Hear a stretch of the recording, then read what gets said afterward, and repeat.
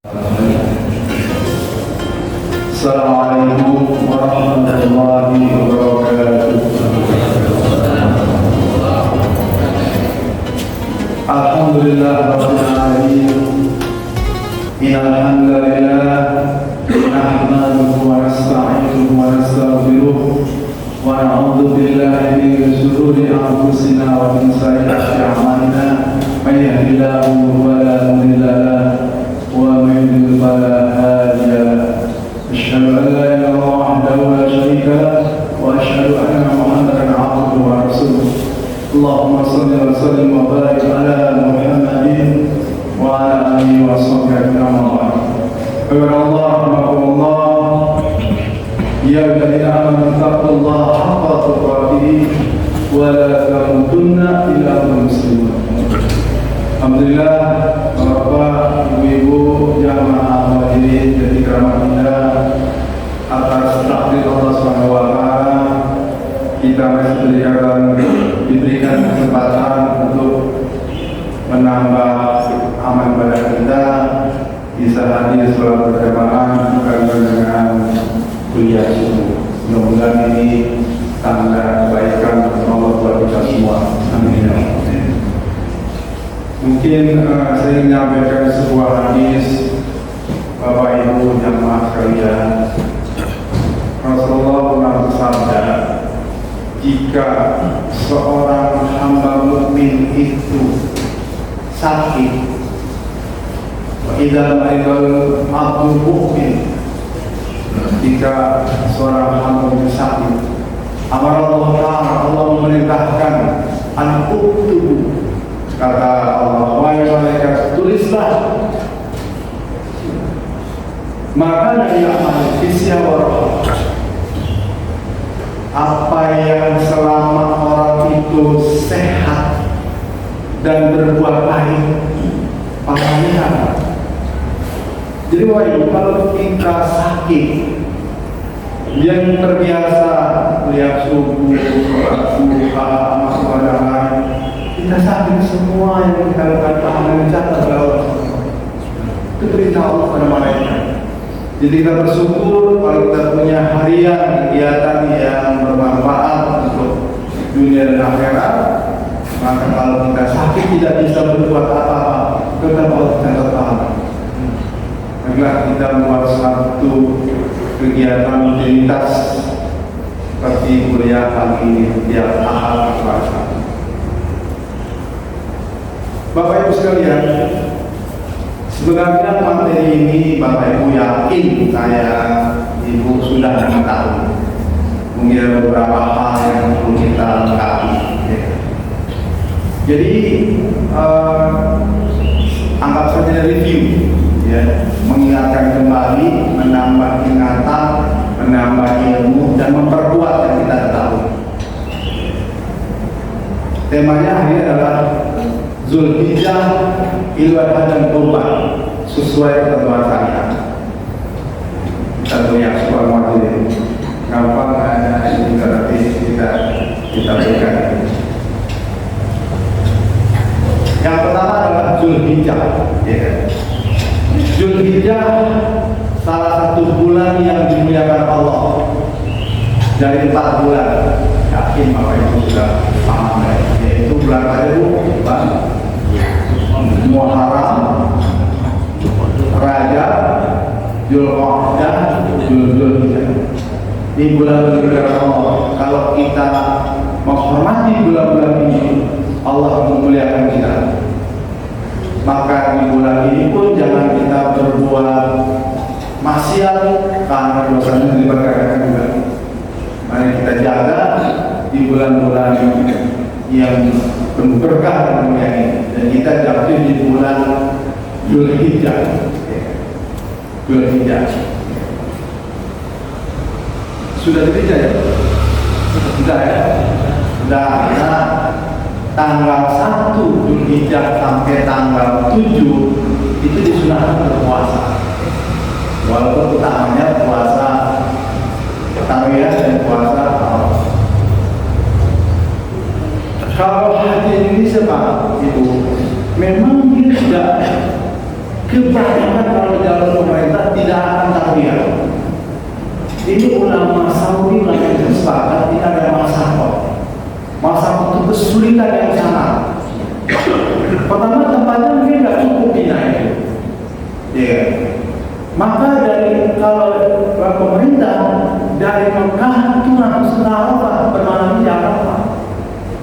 Padahal sunnahnya itu adalah dari Mekah ke Mina. Talbiyah mempersiapkan haji, talbiyah kan mempersiapkan diri. Jadi bermalam di Mina, nanti di hari Mina besoknya itu berangkat. Gitu loh. Sunnahnya begitu. Saya pernah membawa rombongan itu tanazul, keluar dari rombongan pemerintah, minta izin boleh. Cari bis sendiri, semuanya dari sendiri, mengkoordinasikan, ya kan? Sehingga kita ke Tarwiyah dulu, dari Tarwiyah baru besoknya ke Arafah. Perjalanan yang cukup rumit ya, kecuali orang yang sudah biasa. Itulah Dzulhijjah. Dan bulan Dzulhijjah, bulan pertama adalah ibadah haji di bulan Dzulhijjah. Tadi saya katakan tanggal 1 sampai tanggal 7 itu puasa sunnah. Maka niatnya saya niat puasa hari Dzulhijjah. Nanti tanggal 8 itu puasa tarawih, tanggal 9 puasa Arafah, tanggal 10 Dzulhijjah hari Nahar, hari penyembelihan, sampai hari tanggal 13 hari Hasyim. Jadi itu sebagai penjelasan, dan ibu bapak mungkin sudah tahu.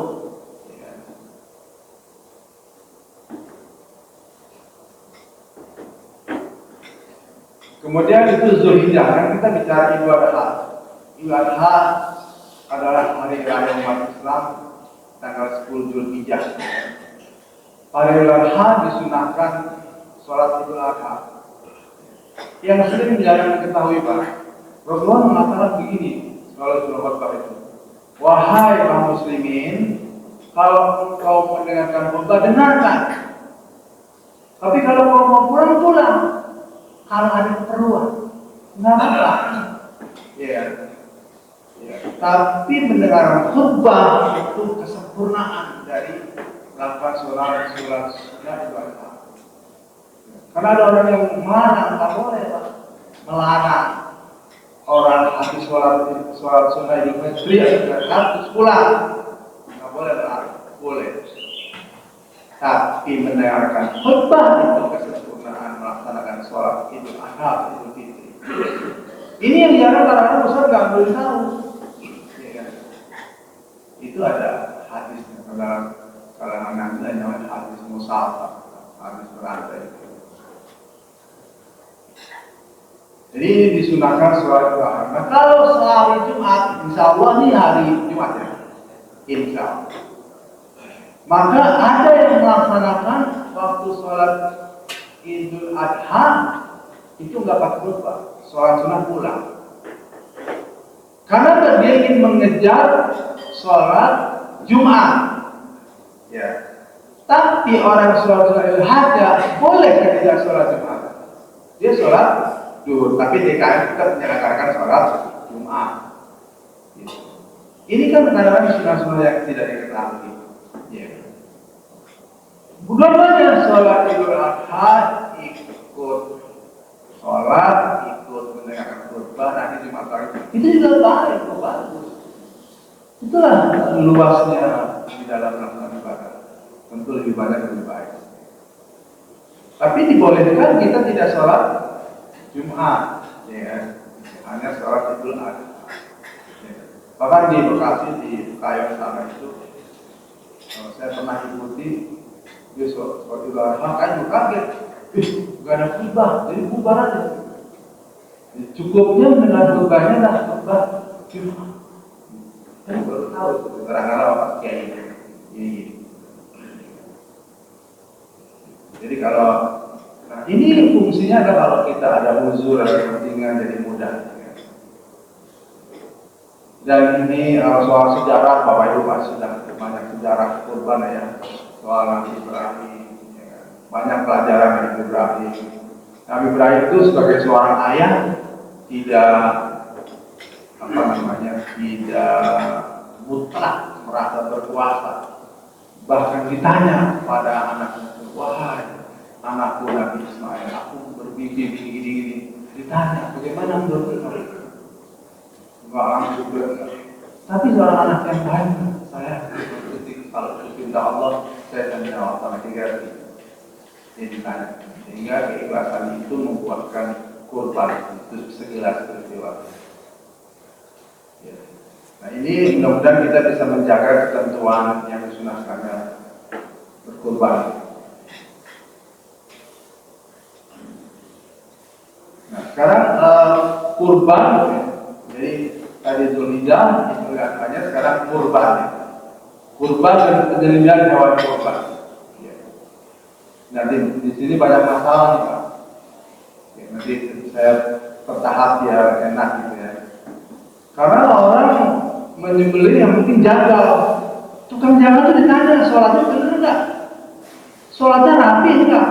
Kalau dia sholatnya enggak rapi, enggak sah disembelih. Itu syarat penyembelih. Nanti panitia saya kasih short file dari Juleha. Juleha itu juru sembelih halal Indonesia. Jadi ini penting. Jadi ibadah kurban penyembelihan hewan ternak sapi, kambing, domba dan unta itu adalah dalam tugas syukur kepada Allah Subhanahu wa taala. Waktu penyembelihan utamanya hari nahar. Jadi kalau hari nahar misalnya panitia melaksanakan samping sholat Jumat itu apa? Ya, tapi kalau dia DKM itu menjadi kewajiban menyelenggarakan sholat Jumat untuk DKM. Kalau jamaah bisa memilih, bisa dua-duanya alhamdulillah.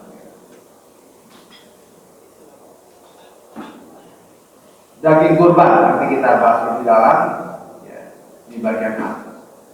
Jadi sekali lagi kurban adalah ibadah. Saya mau poin-poin yang penting ya, nanti tampilnya kalau perintah kurban apanya semua sudah jelas, sunahnya sudah jelas. Ini yang paling krusial, yang sering ini. Nah, kedudukan panitia dalam kegiatan kurban yang penting diperhatikan. Bapak Ibu, jamaah yang kami muliakan, panitia kurban bukan amil. Syariat amil hanya ada dalam zakat. Kurban bukan amil. Panitia kurban itu adalah statusnya wakalah yang diberi amanah oleh sahibul kurban yang berkurban untuk menangani hewan kurban, penyembelihan sampai distribusi. Bahkan ada juga yang sampai pengadaan hewan. Itu pengadaan hewan. Kalau pengadaan hewan, panitia itu tidak boleh mengambil keuntungan panitia karena dia diamanahkan. Dalam bab jual beli harus jelas harganya. Ya, makanya ada masjid begini, 3.500.000 termasuk operasional itu bolong, nggak boleh.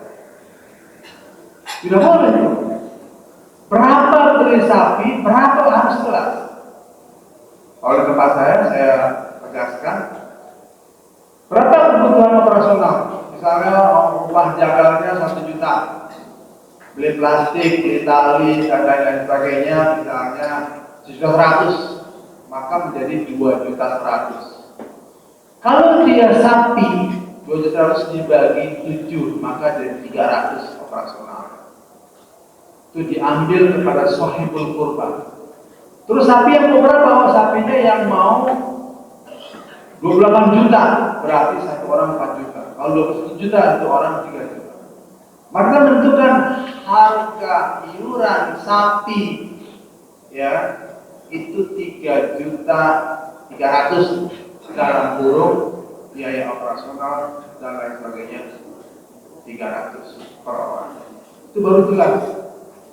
Nanti waktu menentukan harga sapi 21 juta, panitia beli ternyata 20 juta.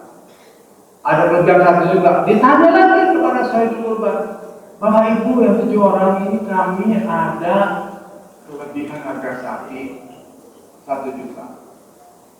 1 juta itu pemilik sahibul kurban. Tapi biasanya Bapak Ibu, pengalaman saya, udah dapat saya nggak ambil, saya makan kepada panitia. Tapi kita tawarkan Bapak kalau mau ambil datang ke panitia. Kan itu hak sahibul kurban. Itu soal pengadaan. Apalagi kalau ada panitia, salah panitia penjual, jangan. Kalau mau penjual jangan jadi panitia. Jadi bukan. Nanti itu konflik interest. Pernah di satu masjid di sekitar rumah saya itu, salah satu panitianya itu ada pedagang. Itu akan konflik interest. Walaupun dia nanti akan saya nyumbang lagi itu. Jadi tidak baik. Nah, pengertian di atas posisi panitia tadi adalah wakil sahibul kurban yang beramanah. Akarnya adalah wakalah ujroh. Jadi panitia boleh menerima upah. Maksud bakal itu wakil yang diberikan ujroh kembali. Boleh. Kalau misalnya dalam mau dari bilang, ya nggak apa-apa, namanya wakalah wairu ujroh. Dia nggak pakai. Tapi prinsipnya adalah bahwa panitia itu bisa menerima upah, tapi tidak boleh upah dari hewan kurban. Kan banyak tukang jagal dikasih kulitnya kepala, boleh diberi hadiah atau sedekah, bukan sebagai upah. Itu yang harus diperhatikan. Kenapa? Karena panitia bukan amil. Karena panitia bukan amil, nggak boleh. Panitia jatah khusus 2, yang bukan panitia 1, itu nggak boleh. Ya panitia sama masyarakat umum. Karena panitia dapat ujroh, dapat upah. Ya uangnya lah aja, lelah. Ya, itu panitia. Tapi kemudian kalau misalnya dari 7 orang itu ada yang mau ambil haknya, Pak, saya mau ambil yang buat hadiah, nggak apa-apa, jadian, cuma jaga dari yang 7 orang, atau salah satu haknya dari 7 orang.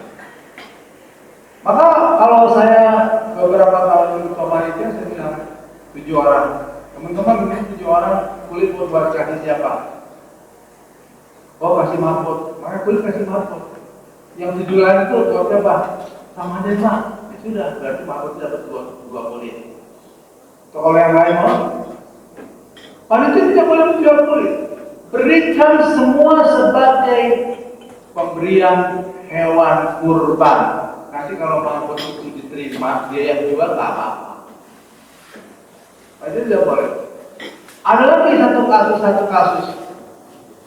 Panitia menjualnya, kemudian dia uangnya itu hasilnya dibagi-bagikan melalui daging kementerian. Ya berapa nilainya antara ratusan orang itu? Saya bilang itu nggak benar. Tidak boleh ada yang dijual. Bahkan si pemilik kurban, saya kurban sapi misalnya, saya sudah kejahatannya 3 kilo. Saya jual nggak boleh, tidak boleh. Tapi kalau masyarakat sudah diberi jatah kurban, dia dapat dari musola ABC, kemudian dia jual, itu boleh. Tapi kalau kita itu nggak boleh.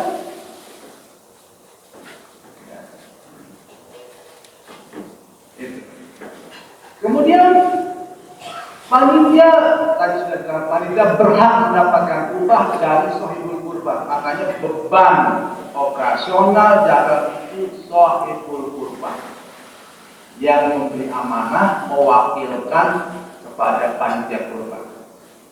Jadi panitia kurban itu adalah pemegang amanah, wakil, bukan amil. Amil kan ada jatahnya 12,5%. zakat. Jadi sekali lagi status transaksinya adalah wakalah bil ujroh, mengambil upah karena sebagai wakil yang telah mewakili shahibul kurban, menangani kurban. Karena panjang mendapatkan upah, maka kami tidak boleh mengambil upah dari hasil kurban. Dia boleh menerima dari hasil kurban sebagai hadiah atau sebagai sedekah. Apa itu hadiah dan sedekah? Kalau kita beri kepada orang kaya namanya hadiah. Kita mendapatkan orang miskin namanya sedekah. Sama orang kaya sedekah, orang kaya namanya hadiah. Makanya hewan kurban itu dibagi tiga, sepertiga disimpan, sepertiga dibagikan fakir miskin, sepertiga hadiah kerabat, saudara. Kalau dulu awal-awalnya Nabi bilang begini, tidak boleh ada yang menyimpan daging kurban lebih dari 3 hari. Dulu. Tahun berikutnya sahabat tanya, ya Allah, apakah kurban seperti tahun ini? Enggak. Sekarang boleh sepertiga disimpan, dibagikan dan dihadiahkan. Kenapa dulu waktu paceklik semua orang harus makan, kayak harus habis di hari ketiga? Kalau sekarang misalnya ada juga bapak ibu daging kurban tahun ini masih ada sedikit dari tahun yang lalu. Walaupun itu boleh, kayaknya daging udah kelamaan, semua dapat kurban lagi. Itu ada ulama sudah sepakat ada penyimpanan yang lebih kayak Muhammadiyah itu dibentuk rendang. Itu teknologi sehingga bisa dibagi ke seluruh penjuru yang memerlukan distribusi daging kurban. Itu teknologi ya.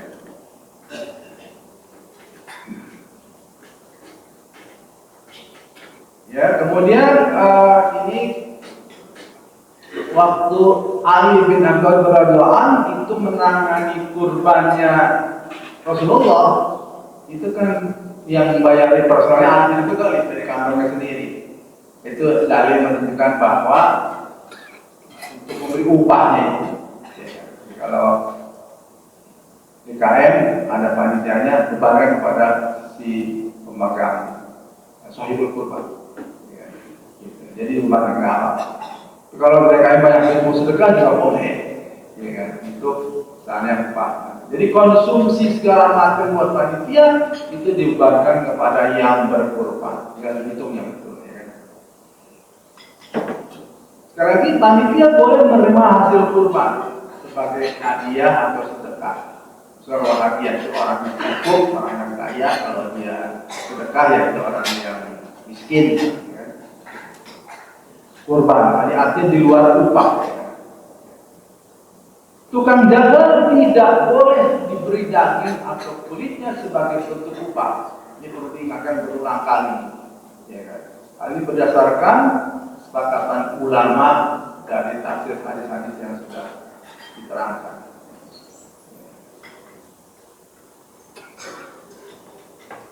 Nah, ada lagi Bapak Ibu, itu sekolah. Sekolah itu mengumpulkan uang 50.000 per kelas, kemudian dibelikan hewan potong bagi-bagi dagingnya. Sebagai sedekah murni itu boleh, tapi dari contohnya itu memanfaatkan akal-akalan supaya guru-guru dapat daging. Di sekolah kan begitu, ya kan? Dikumpulkan ada 5 kelas, 50 orang, 40 orang, 2 juta tadi. Kalau 5 orang menjadi daging 5, dia bagi. Sedekah murni betul, tapi dikaitkan bilangnya belajar kurban itu kan keliru. Maka saya berikan solusi, gimana? Mau nggak sedekah 2 kali? 2 kali. Jadi bapak kepala sekolah, saya kumpulkan kepala sekolah. Kalau mau begini kan, siapa guru terbaik di sekolah itu? Ya paling guru itu belum pernah kurban, dia belum pernah pasti gajinya. oleh swasta ya. Ya. Maka minta kepada wali murid, kepada orang tua murid, melalui murid itu 50 per orang. Nanti misalnya satu kelas 2 juta. Berikanlah kepada guru terbaik sebagai kurban. Nah, jadi nanti pembelajarannya ada bahwa itu kurban hadiah. Bapak Ibu boleh menerima hadiah untuk kurban, misalnya kayak orang tua banyak yang memberi anaknya, hasil saudara ini buat kurban itu boleh. Nah, berarti si murid, orang tua murid adalah memberikan hadiah untuk kurban kepada guru terbaik dulu. Kita ada penghargaan, nanti setiap tahun bisa bergiliran gurunya itu. Jadi itu, saya bilang itu solusi. Kan itu awalnya adalah untuk menambah distribusi daging karena kurban di sekolah yang ada itu kurang untuk guru dan karyawan. Nah, solusinya jangan ngakalin murni sedekah daging, tapi kita nih sedekah buat guru, nanti hasilnya sama melengkapi distribusi daging. Itu solusi yang alhamdulillah ayo dilaksanakan. Solusi yang saya berikan, dan orang tua murid juga mau, ya. Apalagi guru nggak pernah kurban, dan dia juga terbaik. Jadi kalau tidak ada belajar kurban seperti kebanyakan sekolah dengan cara siap siswa mengumpulkan uang, kemudian membeli hewan kurban, disembelih, bagian daging kepada guru karyawan, itu enggak. Itu menurut saya akal-akalan. Walaupun secara substansi sedekah daging murni itu boleh, tapi kalau dikaitkan dengan belajar kurban itu tidak tepat. Tidak mau ya tadi mengambil sedekah kurban dari siswa pada orang tua murid buat edaran, anjuran infak siswa memberi hadiah agar guru bisa berkurban. Maka akarnya jelas. Ya bilang mu'awfu bila ukur pada beriman tepatin akad. Jadi dalam hidup ini semua ada akad. Ya. Ada akad yang harus ditegaskan, ada akad yang urf. Akad urf itu seperti ini. Kita beli di toko, ya. Di toko misalnya beli kalkulator berapa ini harganya 5.000. Ya sudah beli, bayar. Kan kalau menggunakan saya beli, saya terima uang. Tapi urf itu boleh. Urf itu adalah kebiasaan yang oleh masyarakat dianggap satu hal yang benar dan baik. Ya. Tapi kalau tadi kan harus ditegaskan. Ya. Angkah tunggal mobil itu gaji harus dijalankan. Ada akad yang harus ditulis. Jadi macam-macam, banyak sekali. Jadi semua itu harus akadnya jelas.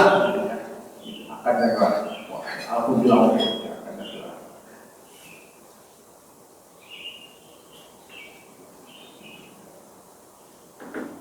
Itu hal-hal yang krusial. Mungkin karena waktunya juga terbatas, mungkin lebih baik tanya jawab supaya lebih ya.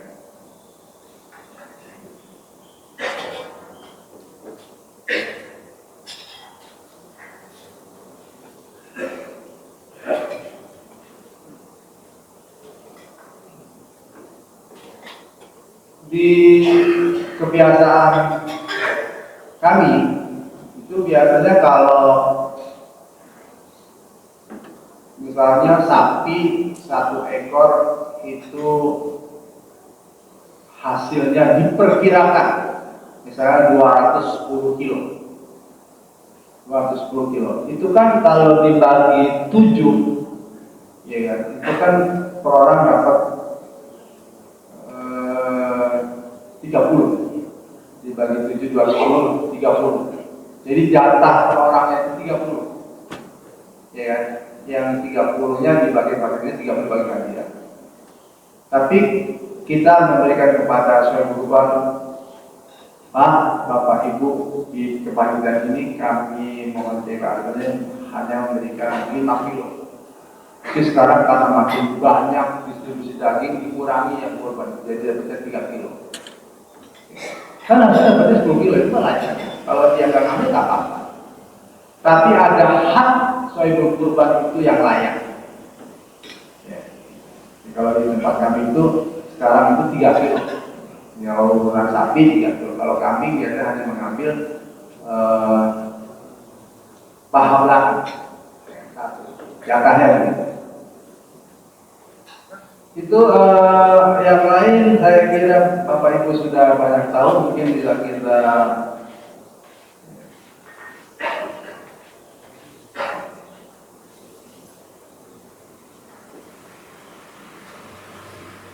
ada pertanyaan Bapak Ibu supaya lebih luas.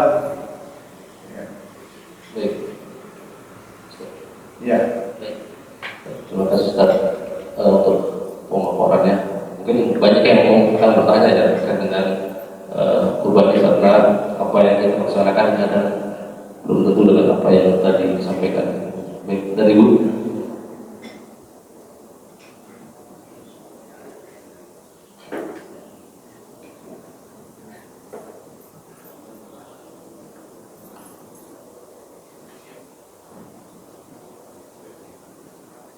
Assalamualaikum warahmatullahi wabarakatuh. Waalaikumsalam warahmatullahi wabarakatuh. Ini Ustaz, apa saya sedang telah mendengar tadi ya. Untuk pembelian kurban itu kan panitia sudah merencanakan jauh-jauh sebelumnya ya, bulan atau berapa Ustaz. Nah, misalnya kita dari awal itu sudah mengumumkan kepada yang mau berkorban itu misalnya harga sekitar 21 juta. Dibagi 7 itu sudah termasuk biaya operasional segala macam sudah. Tapi dalam perjalanan waktu kan uangnya misalnya nanti bisa 20 juta. Uangnya sisa gitu besar. Maksud saya kita sampaikan misalnya kepada yang berkorban juga itu sisa uang itu kita serahkan misalnya dibakar ke masjid atau di masjid begitu. Itu pertanyaan pertama. Boleh atau tidak? Yang kedua, biaya operasional itu kita misalnya biaya jaga sudah termasuk ya saja. Misalnya tadi juga panitia boleh menerima, tapi kan jarang ya. Terus biaya untuk misalnya peralatan yang untuk pendukung operasional pekerjaan kurban itu boleh nggak diambilkan dari pekorban gitu kan? Terus misalnya peralatan itu kan ada yang untuk jangka panjang, misalnya yang kecil-kecil itu misalnya masih bisa tidak habis gitu, masih bisa untuk dipakai tahun lalu, tahun berikutnya gitu. Itu bagaimana caranya Ustaz itu penghitungannya dihapuskan atau bagaimana, atau bisa disimpan untuk tahun lalu terus nanti untuk yang berikutnya tidak dianggarkan lagi untuk biaya yang demikian. Itu aja Ustaz. Terima kasih. Ya, terima kasih. Ada juga pertanyaan Bapak Ibu. Tadi sudah saya jelaskan dari jauh-jauh hari DKM lewat panitia itu kan menjelaskan bahwa ada beberapa masjid yang kurbannya itu macam-macam.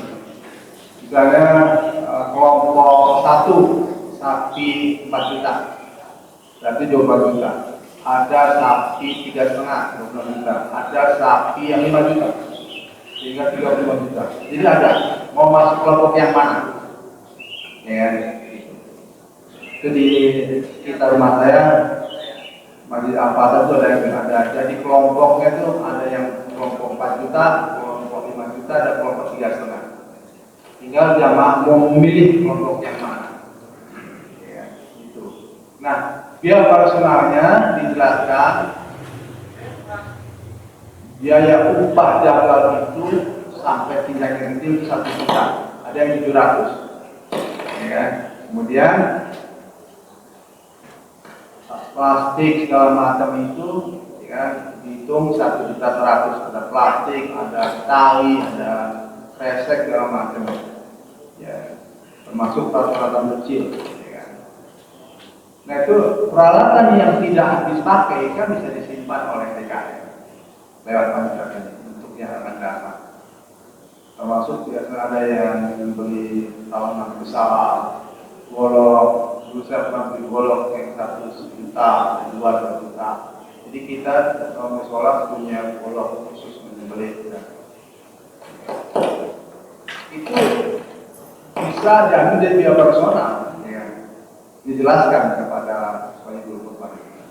Emang gitu, tapi kalau dia hanya mengatakan 28 juta termasuk biaya personal itu nggak boleh, karena tidak jelas gorornya di mana, harga sapinya nggak jelas.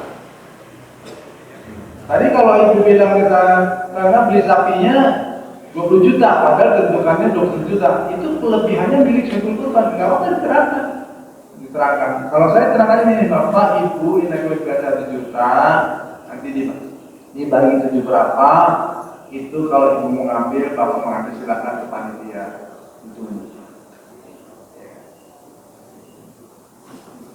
Tapi kebanyakan Sahibul Kurban itu menyerahkan untuk panitia tambah bakso, itu nggak apa-apa, itu pahala buat Sahibul Kurban.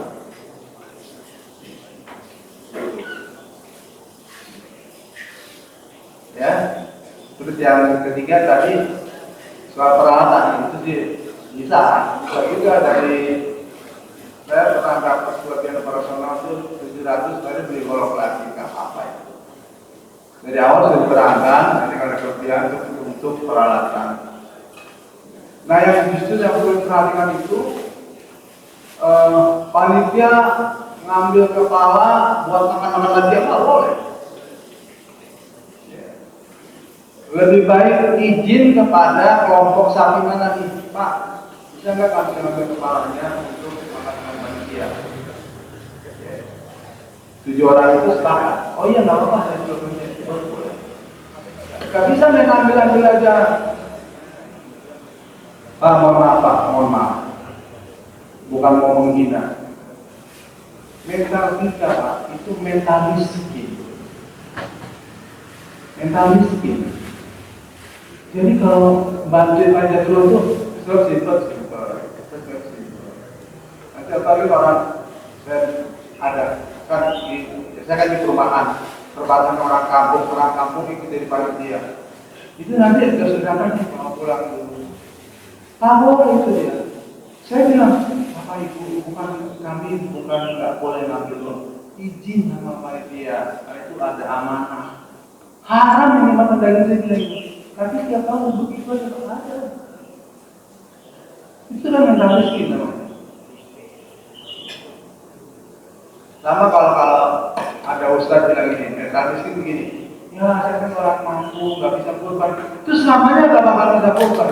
Kalau dia mental orang mau, saya harus nabung bisa berkurban, satu saat ini bisa berkurban karena nabung. Aja harus begitu. Nah yang penting lagi Bapak Ibu, nanti yang kurban, panitia kurban Pak, sapi Bapak akan dipotong nanti jam 10. Bapak tolong hadir. Diingatkan supaya dia menyaksikan mengalirnya darah yang kurban itu diberitahu. Atau misalnya, Bapak siapa yang mau memotong, Bapak yang mampu enggak? Saya menyaksikan saja. Kan disebut namanya. Allahumma taqabbal minni dari siapa Allah? Bismillahirrahmanirrahim. Jadi pada beritahu Bapak Ibu, kalau dia bilang Bapak saya diwakil aja nggak apa, tapi diberitahu dia sebaiknya menyaksikan hewan kurban itu. Kan disuruh Fatimah, datang nih untuk kamu disuruh menyaksikan Rasulullah. Pemotongan kurban itu Fatimah radhiyallahu anha.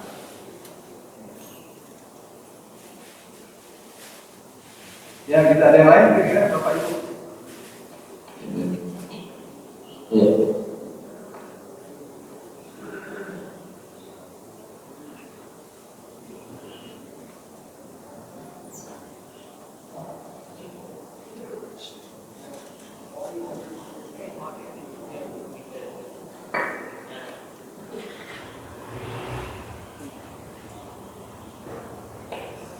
Bismillahirrahmanirrahim. Assalamualaikum warahmatullahi wabarakatuh. Saya mau tanya Pak Ustaz, ini sebenarnya sudah terbiasa dan luar biasa menurut saya. Jadi saya ambil contoh misalnya SK kepanitiaan 30 orang, relawan 100. Kalau dari kepanitiaan mungkin sudah tahu seperti yang Pak Ustaz kemukakan saat ini. Tetapi relawan ini yang lost control. Ada beberapa yang saya pernah lihat itu mungkin sudah tadi sudah sempat disinggung, tetapi ini untuk memperjelas. Ada beberapa relawan ini yang pertama, dia menyiapkan ataupun pada saat dislike dia menyimpan entah daging, entah apa, pokoknya menyimpan. Nanti pada saat sholat zuhur selesai dia pulang dia bawa. Kedua, dia persiapkan untuk terakhir itu minta dipotongkan banyak yang cukup mumpuni untuk memotong tulang daging untuk minta dipotongkan. Kalau misalnya yang pemotong tadi tegas, kita bilang jangan, ini haram, nggak boleh. Dikit aja lah, nggak boleh. Tetapi kan banyak yang nonton. Nah, pertanyaan saya, seperti tadi, kan sebenarnya tidak boleh hal seperti itu. Nah, mohon penjelasannya untuk memperjelas. Yang kedua adalah di dalam kepanitiaan itu walaupun sudah di-generate mengenai biaya operasional, tetapi setelah di dalam laporan, karena kepanitiaan ini mencakup dari tenda di lapangan maupun tenda yang ada di depan sini, jadi biayanya memang luar biasa. Pada saat terakhir terjadi biaya operasional yang akhirnya minus. Nah, di samping operasional yang ada di minus, tetapi kan kita ada kotak infak yang ada di lapangan, infak yang muter itu yang di lapangan. Nah, pertanyaannya, boleh nggak minus ini ditutup dari infak di lapangan atau dari dana masjid atau menjadi tanggung jawab kepanitiaan? Terima kasih. Assalamualaikum warahmatullahi wabarakatuh. Saya jawab dari yang terakhir. Jadi kalau masjid ini misalnya menerima jis, itu boleh untuk apa saja, yang penting kegiatan umat Islam kembali kepada masyarakat. Jadi prinsipnya boleh. Ya. Tapi kalau zakat mal itu ada aturannya, ada asnafnya. Makanya bagus kalau ini kotak untuk hari yatim, ini kotak untuk buka puasa Senin Kemis, kan ada masjid begitu. Ini untuk amal buka puasa Senin Kemis, ini untuk amal majlis taklim, ini untuk karpet musola, ini untuk, bahkan di tempat saya itu setiap habis sholat lewat kotak kecil operasional masjid harian. Jadi setiap punya waktu lewat kotak amal itu. Ditulisnya untuk operasional harian. Lagi di tangga RT RW itu kotak amalnya seperti kuburan sebuah desa gitu, seperti jalan-jalan amal akhirat operasional masjid. Itu boleh dan tidak untuk kegiatan kepanitiaan, ya kan? Nah, itu kembali kegiatan umat Islam. Kan boleh juga sesungguhnya biaya operasional kalau kita mau buat ya tadi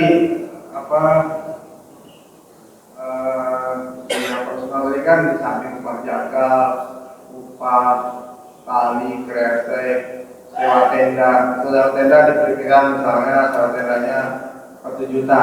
Jadi kita bikin inilah yang biasa bikin proposal, dibikin misalnya tendanya misalnya 100.000. Kan nanti dari pajak kurun itu jadi bisa 1 juta, jadi bisa dibagi lagi. Ya. Gitu. Nah, pertama Bapak, itu kita kalau saya sih pertama kali itu briefing pertama. Memang relawan itu sulit dihindarkan. Ya. Tapi kalau berulang kali briefing, kita ketatkan berani, kan pertanyaan soal disiplin. Kita kasih tanda panitia, ya. Tetap aja ada panitia, nggak ada panitia, itu relawan. Ya. Yang kita tidak terbiasa itu kan panitia mendapatkan ujur itu belum terbiasa kan? Belum terbiasa. Jadi karena merasa panitia bekerja keras, sehingga waktu bagi dagingnya untuk panitia 2 bungkus, 2 kantong, untuk masyarakat 1. Kan sering begitu terjadi. Jadi seakan-akan itu upah ke kantong itu, ya nggak boleh. Bapak, kalau kita sudah mengingatkan relawan terjadi begitu, itu di luar. Kita mengingatkan. Kan susahnya relawan ini kan nggak terkendali kan? Ya. Maksudnya ingin membantu. Padahal membantu dia pertama ada kepala, kedua dapat daging pasti. Hanya memang itu kalau perlu ditegaskan ada wakalah itu. Ya kan? Saya yakin kalau semuanya Pak, Ibu di Jogjakarta itu semua transparan, orang nyumbangnya rame, banyak tambah nyumbang banyak. Maka transparansi yang susah. Insya Allah boleh dibebankan kepada pihak personal. Ya kan? Dan DKM boleh menyumbang untuk misalnya tendanya, untuk dan lain sebagainya. Termasuk konsumsi makan kan dari mana kalau bukan dari kurban? Orang kerja kan harus dikasih makan juga. Ya.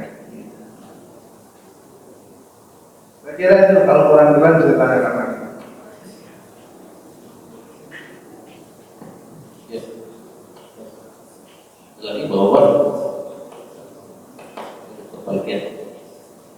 Terima kasih. Biasanya panitia kurban ini telah menetapkan biaya operasional untuk penyembelihan termasuk sampai ke pendistribusian.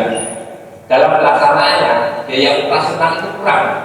Apakah boleh ditutup dari biaya kotak sholat id atau dari kas masjid? Terima kasih. Boleh Pak, itu tromol sholat id itu kan termasuknya infrastruktur Pak. JIS itu maksudnya. Ya. Dan itu milik masyarakat. Buat DKM atau masjid itu kembali ke kegiatan masyarakat. Dan kegiatan masyarakat itu adalah termasuk membantu menangani kurban masyarakat. Boleh Pak. Boleh. Ya. Jadi kalau perlu bahwa DKM itu sudah menghitung berapa anggaran. Kan kebiasaan anggaran itu kan bisa dihitung setiap tahun. Berapa untuk panitia kurban? Misalnya ada subsidi silang, itu ada JIS.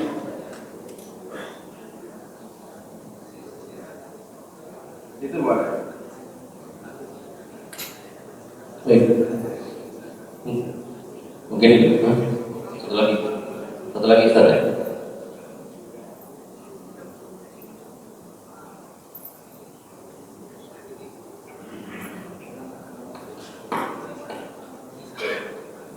Bismillahirrahmanirrahim. Assalamualaikum Ustaz. Yang pertama saya mau menanyakan masalah sholat Jumat yang bertepatan dengan hari raya Idul Adha. Mohon koreksinya ya Ustaz. Kalau untuk mazhab Syafi'i, saya pernah ikut beberapa kajian itu memang harus tetap dilaksanakan sholat Jumat Ustaz. Kalau mazhabnya Hambali baru boleh diadakan ya, diganti dengan sholat zuhur. Itu yang pertama. Terus yang kedua, masalah akad jual beli hewan kurban. Setahu saya kan kalau di masjid itu tidak boleh melaksanakan akad jual beli ya, transaksi gitu. Apakah kita bisa mengakalinya dengan ketika akad itu mungkin di luar atau di halaman atau di mana gitu? Mohon penjelasannya Ustaz. Terima kasih. Yang kedua, kalau masjid mengumumkan tentang berapa nilai kurban nasional itu kan belum jual beli. Kalau belum jual beli, kalau jual beli itu ada transaksi yang sebelumnya. Jangan nih, paling gampang nih. Bapak beli sesuatu lewat online di HP, jadi bapak klik bayar di masjid itu nggak boleh. Bapak HP bayar di masjid nggak boleh. Bapak keluar dulu ke masjid baru klik, nah itu ada jual beli di luar masjid, walaupun online. Tapi kalau kita baru melihat harga ini berapa ya, nggak apa, tambah di masjid juga, ya kan? Itulah kadang-kadang ini ada orang gini, ya kita bermazhab itu kan menjadi mudah sebetulnya.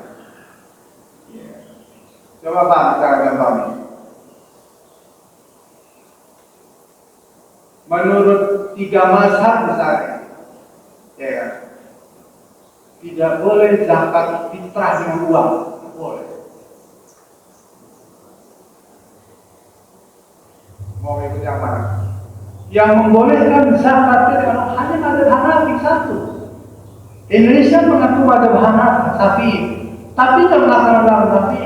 Tapi tidak boleh bayar zakat fitrah dengan beras. Mari itu tidak boleh. Mari tidak boleh. Kenapa? Basnas Ulama Indonesia mengambil Hanafi. Padahal perdebatan juga, kalau ambil mazhab Hanafi, maka senilainya harus senilai kurma. Kurma itu 1 kilo yang harganya bagus 100 real. Ya kan? Kalau 100, kalau saya kalau kurma 100.000. Tapi kalau mau zakat fitrah dengan uang itu 300.000, bukan 40.000, 60.000. Maka kalau saya bilang mereka, siapa ketika di zaman yang mau jualan beras, dolar, nanti datang, Pak, kami mau bayar zakat. Bapak biasa makan beras, makannya berapa kalau beli beras? Kami nggak terima uang, nanti itu ada jamaah jualan beras. Mau titip saya belikan, apa yang beli sendiri? Begitu, solusinya saya beli. Akhirnya jawabannya Pak, saya titip aja deh. Nanti berapa? Nanti yang jualannya terima yang sekilo. Sekilo 15, sekilo 20, kan ada orang juga yang beras yang bagus. Kita nggak menerima, saya nggak menerima panitia dapat uang. Nah, nanti kalau pembagiannya itu kita tidak tahu, kita bagilah zakat fitrah plus uang dari mal berapa. Tapi kan faktanya Majelis Ulama membolehkan dengan uang, maka nilainya Basnas itu 50.000, Kota Bekasi 50.000. Yeah. Jadi Bapak betul Bapak.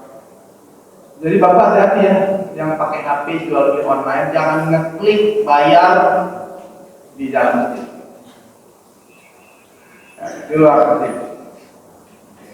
Itu jual beli. Jadi kalau kita masih mengumumkan pasang spanduk depan masjid, urunan sapi di Masjid Muhajirin 3,5 juta,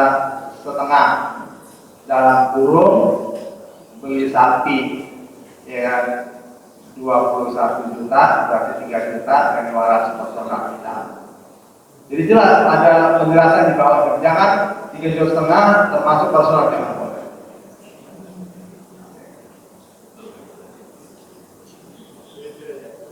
Beda. 3,5 juta termasuk ya personal, berapa harga sapinya kita tahu. Cuma di bawahnya ya kan 3 juta iuran beli sapi, 500.000 untuk ya personal. Itulah harga. Nanti kalau ternyata beli sapinya lebih murah lagi, itu punya sapi kurban.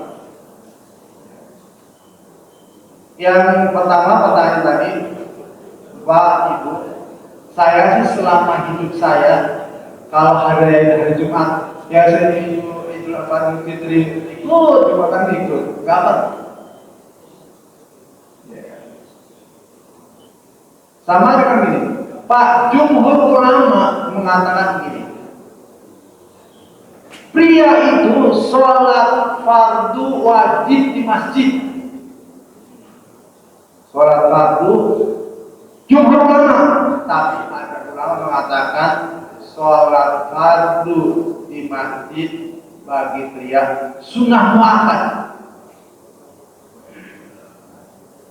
Apa dalilnya? Dalilnya waktu Nabi setelah selesai sholat fardu di belakang tuh ada orang. Kenapa kamu nggak sholat, kata Nabi? Ya Nabi, saya sudah sholat di rumah. Kalau misalnya kata Nabi sholat lagi, sholat di rumah nggak sah. Tapi Nabi nggak suruh begitu.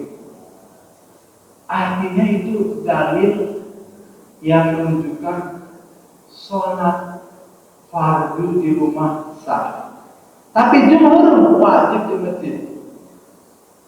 Tapi ulama yang berpendapat bahwa sholat fardu bagi pria di masjid berjamaah sunnah muakkad, dia sendiri nggak pernah sholat fardu di rumah, kecuali ada usul. Lihat cara ulama itu luar biasa. Dia punya sunnah muakkad, dia nggak pernah menjaga sholat masjid, kecuali ada usul. Sakit, lelah yang berlebihan dalam perjalanan. Jadi itu saya bandingkan mau milih bapak yang Jumat besok adalah hari raya Idul Adha, ya kalau saya sih dulu kami sholat siang sholat tempat lagi. Karena umur kita pada pahala apa